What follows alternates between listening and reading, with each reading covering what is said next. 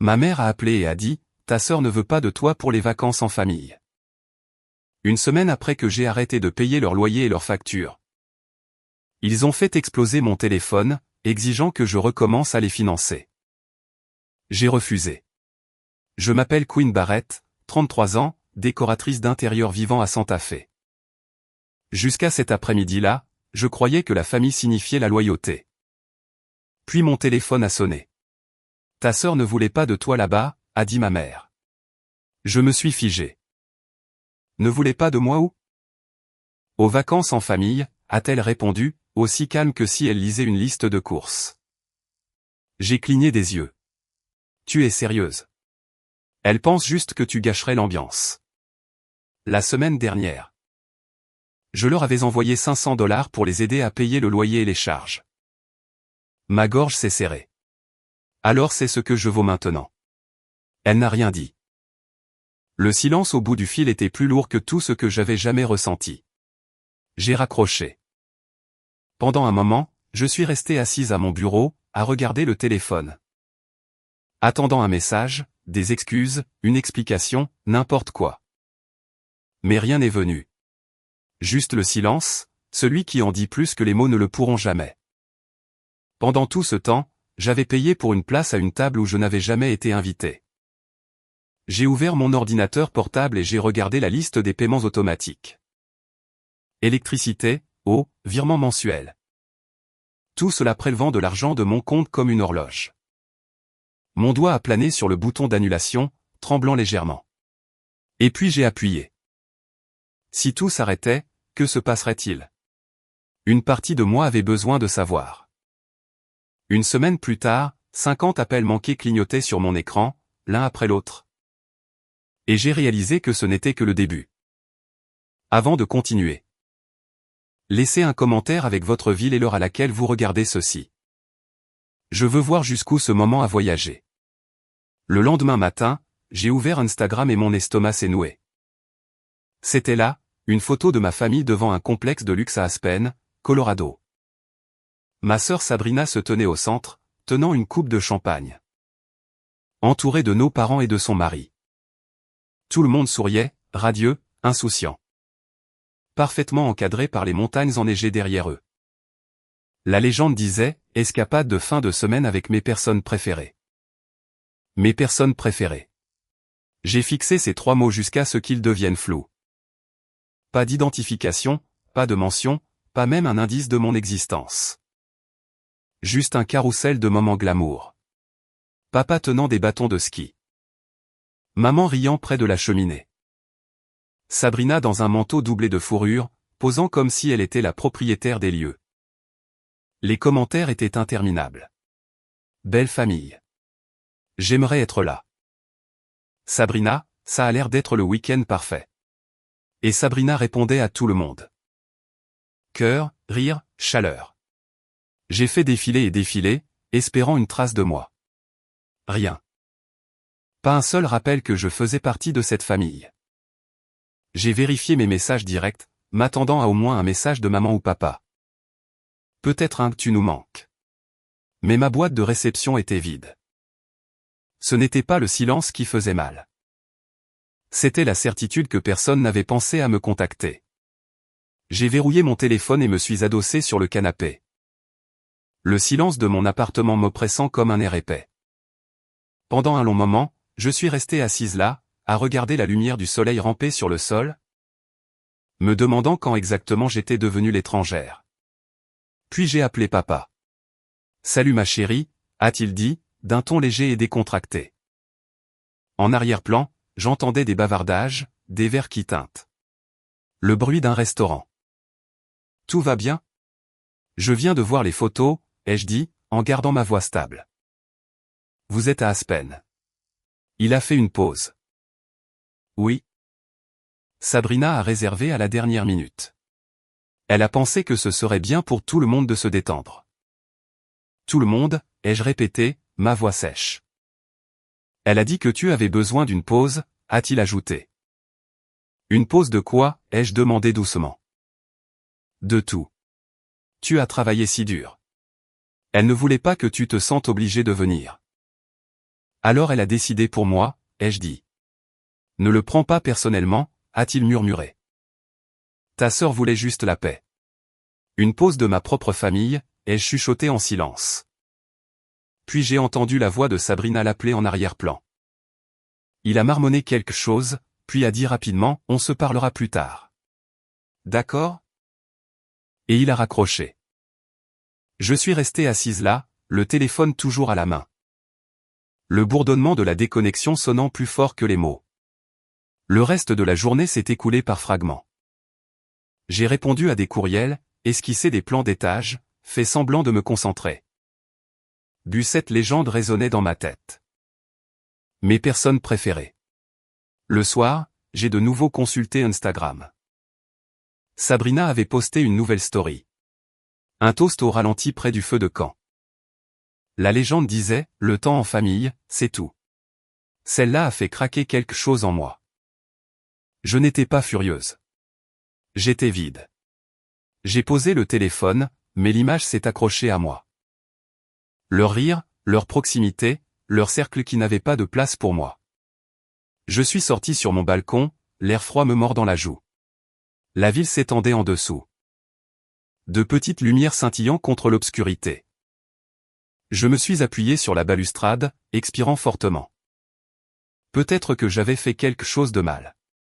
Manquer un appel, sauter une visite. Mon esprit a fouillé dans mes souvenirs, cherchant une raison pour laquelle j'avais été effacé. Puis je me suis souvenu de Thanksgiving. Sabrina critiquant tout ce que je faisais. Le vin, mes vêtements, mon rire. Papa essayait de maintenir la paix. Maman souriait à travers la tension et j'étais parti tôt. Je pensais que partir était une preuve de maturité, mais pour elle, c'était une faiblesse. La permission de m'exclure. Maintenant, ces légendes avaient un sens. Elle ne me voyait pas comme une famille. Elle me voyait comme une interruption. Je suis rentré, j'ai ouvert mon ordinateur portable et j'ai regardé mes paiements en attente. Le virement du loyer, le soutien mensuel. Mon doigt a survolé le bouton annuler. J'ai hésité juste un souffle, puis j'ai appuyé. Pour une fois, je n'ai pas ressenti de culpabilité, juste une libération. Cette nuit-là, j'ai éteint les lumières et j'ai laissé les lampadaires remplir la pièce. J'étais allongé dans mon lit, fixant le plafond. Pas de message, pas d'appel, pas d'excuses. Mais je n'attendais plus. Pendant des années, j'avais payé pour une paix qui n'est jamais venue. J'avais financé une version de la famille où l'amour était conditionnel et le silence était la note de remerciement. Maintenant, le silence ressemblait à la liberté. Cette nuit-là, le vent s'est glissé à travers les fines fissures de mon appartement. Emportant avec lui un étrange calme, celui qui pèse lourd avant qu'une décision ne soit prise. J'étais assise en tailleur sur mon lit, ordinateur portable ouvert. La lueur bleue de l'écran peignant la pièce d'une lumière pâle. Mon onglet de banque en ligne clignotait patiemment, attendant que je bouge. Mon curseur survolait la liste des virements automatiques, chacun soigneusement étiqueté « Charge ». Loyer pour leur maison à Albuquerque. L'allocation mensuelle que j'envoyais depuis des années. J'ai cliqué sur « Modifier », puis sur « Annuler ». Un par un, j'ai effacé les schémas d'obligation que j'avais construits. Chaque clic de confirmation résonnait plus fort que le précédent, faisant écho dans le silence. C'était comme couper des fils, délicats, nécessaires, irréversibles. Quand la dernière transaction a disparu, un calme étrange a rempli l'espace. Ma poitrine était plus légère, bien que mes mains tremblaient. Pendant si longtemps, l'argent avait été ma façon de rester connecté. Mes excuses, ma preuve de loyauté, mon offrande de paix. Ce soir, il avait tout simplement disparu. J'ai pris une profonde inspiration et j'ai ouvert un courriel vierge. Mes doigts ont hésité au-dessus du clavier. Puis j'ai tapé, « S'il vous plaît, ne me contactez plus à propos de l'argent. » Maman? J'ai besoin d'espace. S'il te plaît, ne me demande plus d'argent. J'espère que tu comprends. Queen. J'ai fixé les mots pendant un long moment. Il n'y avait pas de colère en eux, seulement de l'épuisement. J'ai survolé et envoyé, j'ai expiré lentement et j'ai appuyé sur la touche. Le son du courriel s'envolant semblait final, comme la fin d'une saison. J'ai fermé l'ordinateur portable et je me suis dirigé vers la petite commode près de la fenêtre. Dessus se trouvait une photo encadrée de moi avec ma famille, prise il y a des années. Avant que les choses ne commencent à se fracturer. Je l'ai prise. Tout le monde avait l'air si proche sur cette photo. Le bras de Sabrina enroulé autour de mon épaule. Le large sourire de papa, la main de maman posée doucement sur le dos de Sabrina. J'ai tracé le contour de mon propre visage du bout du doigt et j'ai murmuré. J'espère que vous trouverez ce que vous cherchez. Puis j'ai posé le cadre face contre la commode. Je n'avais pas encore terminé. Il y avait encore une chose à faire. J'ai rouvert mon application bancaire et j'ai navigué jusqu'au compte joint. Celui que j'avais ouvert il y a des années pour les dépenses d'urgence. Mes parents y avaient accès. J'avais été trop confiante à l'époque. Le solde me fixait, assez pour couvrir quelques mois de confort supplémentaires pour eux. Pour la première fois, j'ai réalisé à quel point une partie de moi-même était là, inaperçue, non appréciée. J'ai retiré chaque centime. Lorsque l'écran de confirmation est apparu, virement terminé, je me suis penché en arrière. Le cœur stable. Ce n'était pas de la vengeance, c'était une réclamation. L'air de la nuit dehors est devenu plus vif. J'ai enroulé une couverture autour de mes épaules et je me suis assise près de la fenêtre. La lune du désert était pâle derrière un voile de nuages fins.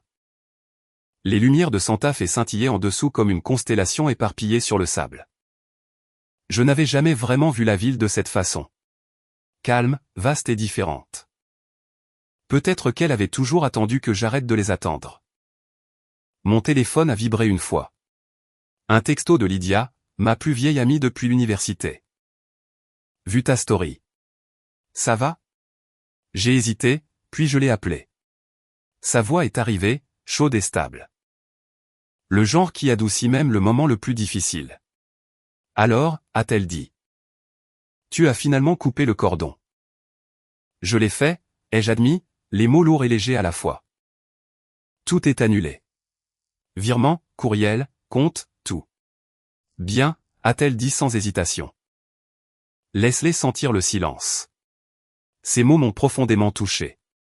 Laisse-les sentir le silence. Pendant si longtemps, le silence avait été quelque chose que je craignais.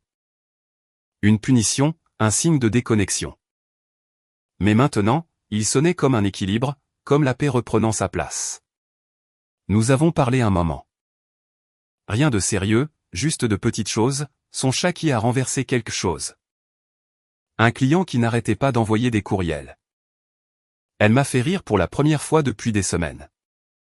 Quand nous avons raccroché, je me sentais de nouveau ancré, ne serait-ce qu'un peu. L'appartement était de nouveau silencieux. Je me suis versé un verre d'eau. Je me suis assise près de la fenêtre et j'ai regardé une seule voiture se déplacer lentement sur la route en contrebas. Ses phares traçant la courbe de la rue. Le vent du désert a de nouveau changé, frôlant la vitre. Quelque part, un coyote a appelé, lointain, plaintif, presque comme une chanson. J'ai pensé à ce que demain pourrait apporter. Des appels téléphoniques, peut-être des courriels, des excuses déguisées en confusion. Mais je ne les redoutais pas. Pour la première fois, je ne ressentais aucune urgence à m'expliquer. Aucune impulsion à réparer ce qui s'était cassé. J'en avais déjà assez fait. J'ai ouvert mon carnet, celui que je gardais pour les croquis de travail, et sur une page blanche. J'ai écrit 5 mots en petites lettres soignées. Tu peux arrêter de donner maintenant. Je l'ai souligné une fois, puis j'ai fermé la couverture. Une partie de moi avait toujours assimilé l'amour au fait de donner, de l'argent, de l'attention. De la patience, de la compréhension. Mais donner sans respect, c'est juste perdre. J'avais assez perdu. Ce soir, j'ai choisi d'arrêter. Alors que l'horloge approchait de minuit, j'ai regardé la ville une dernière fois. La lueur de Santa Fe s'étendait jusqu'à l'horizon, le désert au-delà sombre et infini. Mon reflet dans la fenêtre semblait plus calme que dans mon souvenir. Mes yeux ne portaient plus la même exhaustion. Je n'étais plus la personne qui attendait près du téléphone. J'étais quelqu'un qui avait finalement raccroché. Je me suis murmuré doucement à moi-même, qu'ils appellent s'ils en ont besoin. Et j'ai souri, non pas par triomphe, mais par paix. Le chauffage bourdonnait doucement, remplissant le silence qui a suivi.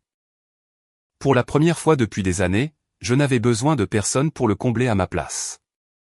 Le vendredi, mon téléphone avait l'air d'être en feu. Les notifications explosaient sur l'écran, des textos de maman, de papa, et même de Derek. Mon beau-frère, s'empilant les uns sur les autres. Rappelle-nous. Ce n'est pas drôle, Queen. Tu réagis de manière excessive. Décroche le téléphone, ma chérie. L'ironie de ce dernier m'a presque fait rire. Ma chérie. Le mot semblait creux maintenant, dépouillé de chaleur. Comme quelque chose emprunté à un scénario auquel il ne croyait plus. Les messages affluaient plus vite que je ne pouvais les effacer. J'ai mis en sourdine la discussion de groupe, puis ma conversation personnelle. Puis l'application de messagerie entière. Mais mon écran continuait de s'allumer, une vibration après l'autre. Comme un pouls qui ne voulait pas mourir. Je l'ai posé face contre table, j'ai pris une profonde inspiration et j'ai essayé de travailler. J'ai ouvert mon programme de design. J'ai fixé le plan de cuisine d'un client pendant 10 minutes et j'ai réalisé que je n'avais pas réellement vu une seule ligne. Ma tête était ailleurs, enfouie dans un ouragan de culpabilité, de confusion et du plus faible. Du plus étrange sentiment de liberté. Puis le courriel est arrivé. Au début, j'ai pensé qu'il venait d'un client. Il avait ce même ton professionnel dans l'objet, réunion de suivi, urgent. Mais quand je l'ai ouvert, les mots m'ont glacé sur place. Cher monsieur Jensen. C'est la mère de Queen Barrett. Je suis profondément inquiète pour elle. Elle a été soumise à beaucoup de stress dernièrement et n'agit pas comme elle-même. J'espère que vous pourrez prendre de ses nouvelles. Elle a besoin de conseils et d'équilibre. J'ai fixé l'écran, la mâchoire serrée. Ma mère avait écrit à mon patron. Elle avait effectivement contacté monsieur Jensen, le directeur de l'agence de design pour laquelle je travaillais. Ma première pensée n'a pas été la colère. C'était l'incrédulité. La femme qui se vantait de mon indépendance venait de dire à mon employeur que j'étais instable. Avant que je puisse traiter l'information, le téléphone de mon bureau a sonné. L'identification de l'appelant affichait « Jensen R ». Pendant une seconde, j'ai envisagé de l'ignorer. Mais j'ai répondu. « Bonjour, Richard », ai-je dit, forçant ma voix à rester stable. « Queen », a-t-il commencé, son ton doux mais prudent. « Pouvez-vous passer à mon bureau quelques minutes ? Pas d'urgence ? Je veux juste prendre de vos nouvelles. » Mon estomac s'est noué. « Bien sûr », ai-je répondu. Parcourir ce court couloir jusqu'à son bureau m'a semblé plus long que n'importe quel corridor que j'avais jamais traversé. Quand je suis entré, monsieur Jensen m'a fait signe de m'asseoir. Il n'était pas le genre de patron intimidant. Cheveux gris, lunettes, le type qui préférait écouter plutôt que parler. Sur son bureau se trouvait un petit cactus. Une tasse en céramique et le courriel de ma mère imprimé proprement sur papier. Il a souri, sans méchanceté. « J'ai reçu un message de votre mère », a-t-il dit, en soulevant légèrement le papier. Cela m'a pris par surprise. J'ai gardé ma voix calme. Oui, elle a tendance à dépasser les limites. Il a hoché la tête, se penchant en arrière. Elle semble inquiète pour vous. Je sais, ai-je dit en joignant les mains, mais je vais bien. Je fixe juste des limites. C'est tout. Quelque chose dans ma voix a dû le convaincre car il a souri à nouveau. Ne vous inquiétez pas, a-t-il dit doucement. Je comprends. Les familles peuvent être compliquées. Cette seule phrase a libéré un poids que je n'avais pas réalisé que je portais. Il n'a pas été indiscret. Il ne m'a pas fait la morale. Il a juste compris. Et à ce moment-là, j'ai réalisé à quel point il était facile pour un étranger de montrer plus de respect pour ma vie privée que ma propre famille ne l'avait jamais fait. Quand j'ai quitté son bureau, le monde extérieur semblait plus net, plus clair. Je suis passé devant les fenêtres en verre donnant sur le parking où la lumière du soleil rebondissait sur les pare-brises en éclats d'or. Pour la première fois cette semaine-là, j'ai respiré sans avoir l'impression que cela coûtait quelque chose. Mais la paix ne dure jamais longtemps. Le soir, quand je suis rentré à la maison, ma messagerie vocale était pleine. Des dizaines d'appels manqués. Le dernier message était de maman, sa voix tremblant entre l'excuse et l'accusation. Queen, s'il te plaît, nous voulons juste parler. Tu ne peux pas nous faire ça. Rappelle-moi. Puis la voix de papa. Nous ne voulions pas que les choses aillent aussi loin.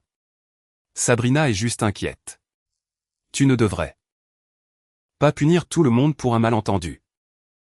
Et enfin, Derek. Tu dois arranger ça, Queen. Tes parents sont anéantis. J'ai laissé tomber le téléphone sur le comptoir et j'ai ri, non pas parce que c'était drôle, mais parce que tout cela était si prévisible. Ils n'appelaient pas parce que je leur manquais. Ils appelaient parce que l'argent avait disparu. Le silence était devenu plus fort que leur zone de confort. Je suis allé au réfrigérateur. J'ai pris une bouteille d'eau et je me suis appuyé contre le comptoir. Mon appartement était sombre, à l'exception du doux bourdonnement des lumières de la ville à l'extérieur. J'ai bu lentement, écoutant le faible bourdonnement de mon téléphone vibrant encore et encore sur la surface en marbre. C'était presque hypnotique, le rythme du désespoir en boucle. Puis c'est arrivé. Mon téléphone s'est allumé avec un nouveau numéro, la ligne du bureau de Monsieur Jensen. Ma poitrine s'est serrée, mais j'ai répondu. Queen, désolé de vous déranger à nouveau, a dit sa voix doucement. Votre mère a appelé le bureau aujourd'hui. Mon sang s'est glacé. Elle a fait quoi? Elle a dit à la réceptionniste que vous pourriez être en pleine dépression nerveuse. Elle voulait s'assurer que quelqu'un prenait de vos nouvelles. J'ai fermé les yeux, serrant plus fort le téléphone. Je suis tellement désolé, Richard. Elle n'avait pas le droit de faire ça. Il a fait une pause. Ce n'est pas grave. Je lui ai dit que vous faites un excellent travail. Que vous semblez concentré et capable. Je ne lui ai donné aucun détail. Mais juste pour que vous le sachiez, j'ai bloqué son numéro de la ligne du bureau. C'est à ce moment-là que ça m'a frappé. Ils avaient franchi toutes les limites possibles, appelant mon patron, prétendant être concernés alors que tout ce qu'ils voulaient, c'était le contrôle. Mon silence les avait rendus désespérés. Quand l'appel s'est terminé, je suis resté assise dans le noir pendant un long moment. Le seul son était le bourdonnement constant du chauffage et le faible battement de mon cœur dans mes oreilles. J'ai fixé mon téléphone, qui brillait à nouveau avec d'autres appels manqués. Maman, papa, Derek, Sabrina. Chaque nom, un autre poids que je ne voulais plus porter. Sans hésitation, j'ai ouvert ma liste de contacts. Un par un, j'ai appuyé sur bloquer. Chaque confirmation semblait plus nette que la précédente. L'écran s'est assombri. L'appartement est tombé dans un silence paisible. Dehors, les lumières de la ville scintillaient comme des braises. Et je me suis assise près de la fenêtre avec une couverture enroulée autour de moi. La nuit s'étendait, vaste et immobile, sans taf et brillant faiblement sous les étoiles. Mon téléphone reposait face contre table. Je pouvais le sentir vibrer, de temps en temps, luttant pour une attention que je ne lui accorderais plus. Après un moment, la vibration s'est arrêtée. Pour la première fois de toute la semaine, le silence ne semblait pas vide. Il semblait mérité. Des heures ont passé avant que la curiosité ne me fasse retourner le téléphone. L'écran s'est allumé, 50 appels manqués. Je l'ai regardé pendant un long moment, puis je l'ai retourné face contre table. 2 jours plus tard, mon nom était partout sur Facebook, et pas de manière positive. Je préparais du café quand Lydia m'a envoyé un lien par texto. Tu devrais peut-être voir ça. Je l'ai ouvert, encore à moitié endormi, et j'ai failli laisser tomber ma tasse. C'était là. Un long message de Sabrina Henderson, accompagné d'une photo de famille parfaite dans un café au bord d'un lac. La légende disait: l'argent change les gens. Certains oublient leur propre sang. Peu importe ce que vous faites pour eux, ils trouveront un moyen de vous faire passer pour le méchant. Les mots étaient enrobés de sucre, mais visaient directement moi. Ma gorge s'est serrée en faisant défiler les commentaires. Cousins, tantes, vieux amis de la famille, tous l'acclamant. Tellement vrai, Sabrina. Tu n'as pas besoin de ce genre de négativité. Même tante Carole a écrit. Certaines personnes oublient qui les a aidées quand elles n'avaient rien. En 3 heures, le message avait 200 j'aime. Des dizaines de partages et une avalanche de sympathie pour sa douleur. Je suis restée assise là, figée, l'odeur de café brûlé remplissant la cuisine. Pendant un instant, j'ai voulu répondre. Leur rappeler que c'était moi qui couvrais les factures de maman et papa. Qui aidait avec la garderie de son fils, qui réparait sa voiture après qu'elle l'ait accidentée. Mais je savais qu'il ne fallait pas. Il ne voulait pas la vérité. Il voulait une histoire à croire, une qui faisait de Sabrina la sainte et de moi la pécheresse. Pourtant, j'ai pris une capture d'écran et je l'ai envoyée à Lydia avec un court message. Je suppose que je suis la méchante maintenant. Elle a répondu quelques minutes plus tard. Ne mords pas à l'hameçon. Facile à dire pour elle. Ce n'était pas elle qui était publiquement crucifiée sous la bannière de la famille. À midi, mes notifications étaient incessantes, identification, messages. Même des appels de parents éloignés qui ne m'avaient pas parlé depuis des années. Mais qui se sentaient maintenant en droit de prendre de mes nouvelles. Un message disait « Salut. J'ai vu quelque chose sur ta famille sur Facebook. J'espère que tu vas bien. » Un autre « N'oublie pas que le pardon est très important. » Le pardon, comme si j'avais fait quelque chose de mal. J'ai posé mon téléphone, j'ai pris mes clés et j'ai quitté l'appartement. Les rues de Santa Fe étaient chaudes et animées. Pourtant j'avais l'impression de marcher à travers des parasites. Je suis passé devant des boutiques murales et l'odeur de piment rôti s'échappant d'un marché en plein air. Pendant une seconde, j'ai envié tous ceux qui pouvaient vivre sans être incompris. Quand je suis rentré à la maison, l'appartement était silencieux. À l'exception du faible bourdonnement du climatiseur. Je me suis assise sur le canapé. J'ai ouvert mon ordinateur portable et j'ai de nouveau regardé le message de Sabrina. Chaque mot semblait vibrer de satisfaction suffisante. J'ai survolé la zone de commentaires, mais je me suis arrêté. L'avertissement de Lydia m'est revenu en tête. Pourtant, je ne pouvais pas rester silencieuse éternellement. Le silence ressemblait à une reddition, alors j'ai cliqué sur « Créer une publication ». Mes doigts ont plané au-dessus du clavier pendant près de 10 minutes avant que je ne commence à taper. Je ne me suis pas éloigné de la famille. Je me suis éloigné du fait d'être leur portefeuille. Parfois. L'amour est confondu avec l'obligation. J'espère qu'un jour, ils comprendront la différence. Pas de nom, pas de reproche, juste la vérité. Je l'ai relu une fois de plus, j'ai pris une inspiration et j'ai cliqué sur Publier. La réponse a été immédiate. J'aime, commentaire, partage. Mais cette fois de la part de personnes qui me connaissaient vraiment, des amis de l'université, des collègues, des voisins. Les commentaires ont afflué. Bravo, Queen. Fier de toi de t'être défendu. La famille ne signifie pas être un otage financier. En quelques heures, mon petit paragraphe avait plus d'1 millier de réactions. Quelqu'un l'a même partagé dans un groupe de femmes reprenant le contrôle de leurs limites. Mon histoire avait échappé au cercle familial et, d'une certaine manière, cela semblait juste. Au fil de la soirée, quelque chose a changé. Des gens ont commencé à commenter sous le message de Sabrina, posant des questions gênantes. Attendez, est-ce que c'est une question d'argent? Êtes-vous sûr de raconter toute l'histoire? Je n'ai pas répondu.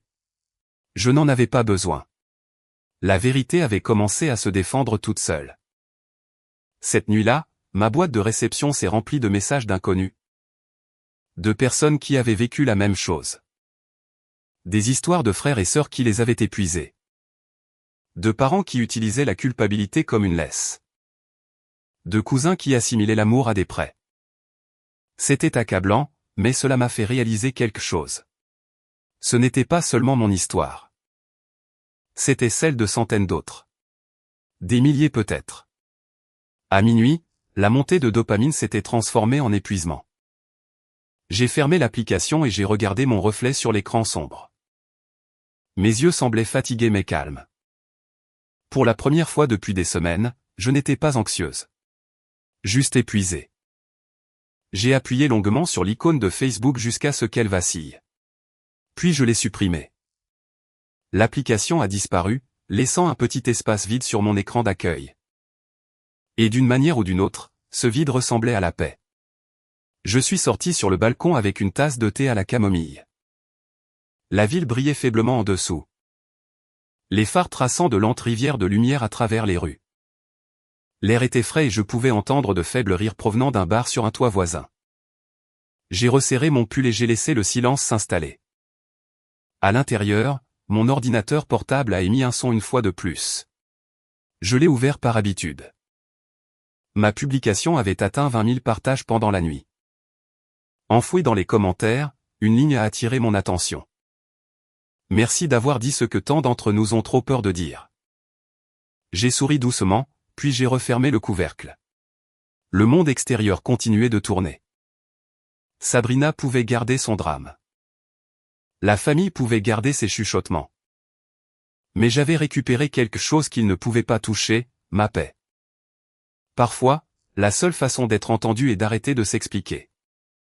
Parfois, s'éloigner parle plus fort que n'importe quelle défense ne le pourra jamais.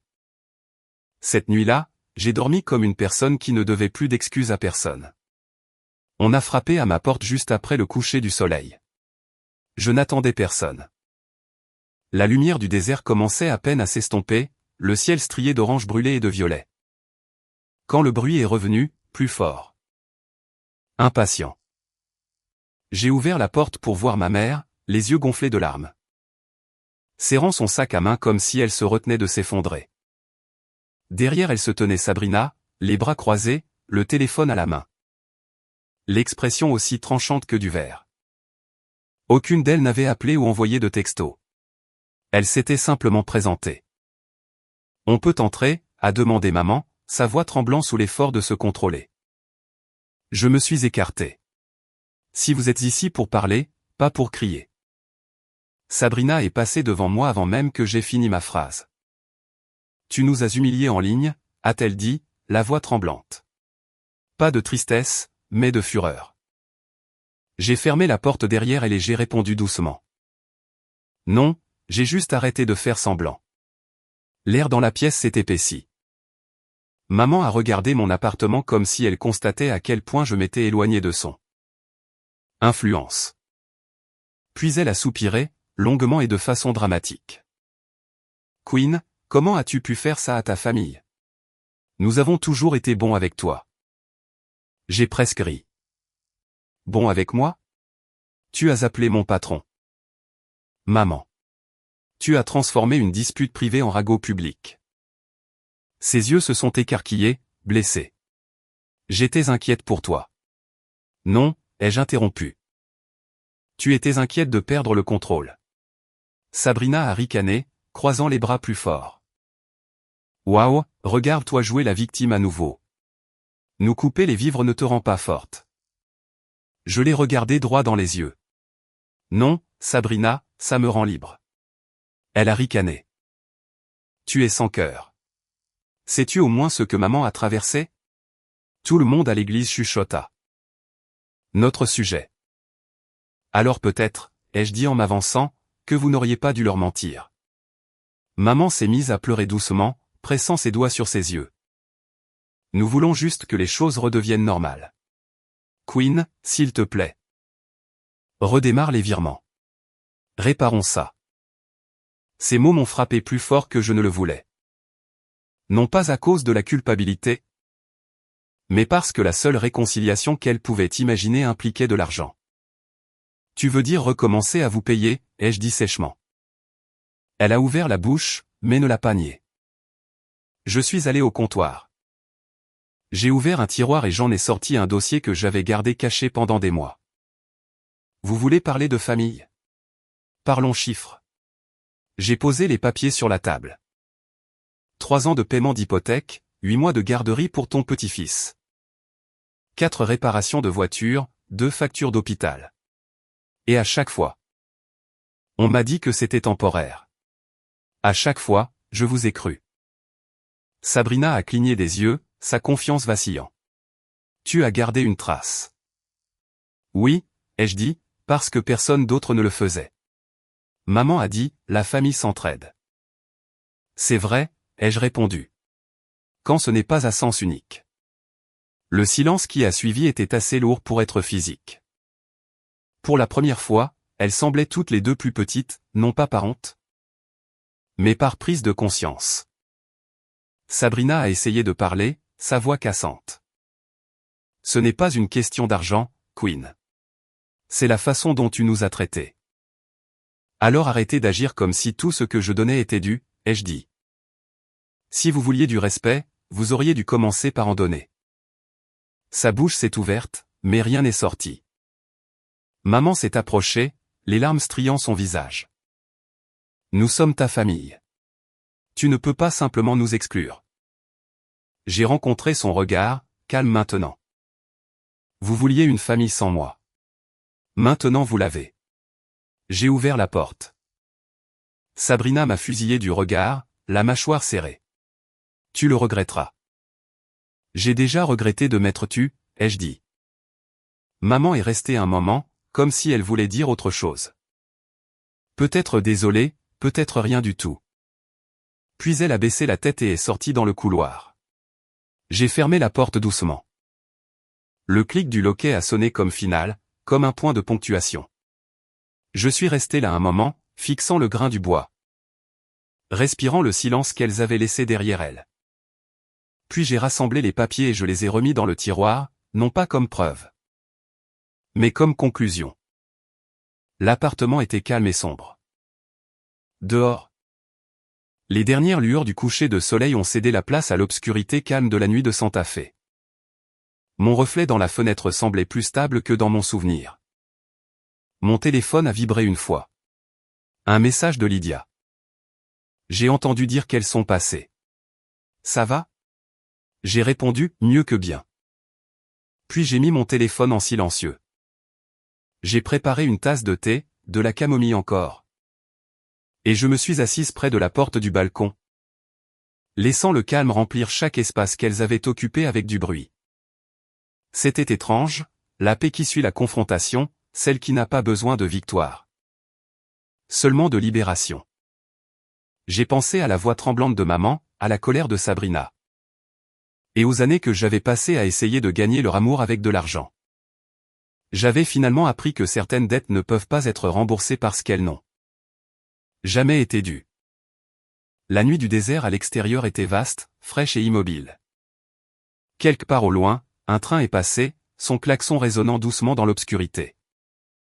Je ne me sentais pas seul. Je me sentais achevé. Ni amère, ni triomphante, juste libre. J'ai regardé à nouveau mon reflet et j'ai murmuré, plus de faux semblants. Une semaine plus tard, Monsieur Bennett a appelé. Sa voix était polie, mais mal à l'aise. Mademoiselle Barrett. Je voulais juste vous informer que vos parents n'ont pas payé le loyer de ce mois-ci. Je leur ai donné un délai supplémentaire. Mais le propriétaire menace de les expulser. J'ai fait une pause, laissant les mots s'installer. Je vois, ai-je dit doucement. Merci de me le faire savoir. Il y a eu un long silence avant qu'il ne demande, dois-je m'attendre à votre aide à nouveau? J'ai pris une lente inspiration. Non, Monsieur Bennett. Ils trouveront une solution. Ce n'était pas cruel. C'était la vérité. Pendant des années, j'avais été la solution à chaque problème qu'ils créaient. Maintenant, ils devraient apprendre à vivre sans le filet de sécurité qu'ils avaient pris pour de l'amour. Cette nuit-là, la curiosité l'a emporté. J'ai cherché le nom de Sabrina en ligne. Son Facebook avait disparu, supprimé, effacé. Les mêmes personnes qui l'acclamaient autrefois étaient passées à d'autres drames. Le numéro de maman était toujours bloqué. Mais un voisin m'a dit qu'ils avaient quitté l'ancienne maison et déménagé dans un duplex plus petit en périphérie de la ville. Un endroit plus humble, peut-être un qu'ils pouvaient réellement se permettre. Je n'ai ressenti aucune satisfaction, seulement de la distance. Celle qui vient quand quelque chose de lourd glisse enfin de vos épaules. Je me suis assise sur mon canapé, ordinateur portable ouvert. Et j'ai regardé une liste de choses à faire à moitié écrite. Réserver le voyage à Seattle était là, non coché. Une promesse silencieuse que je m'étais faite il y a des mois.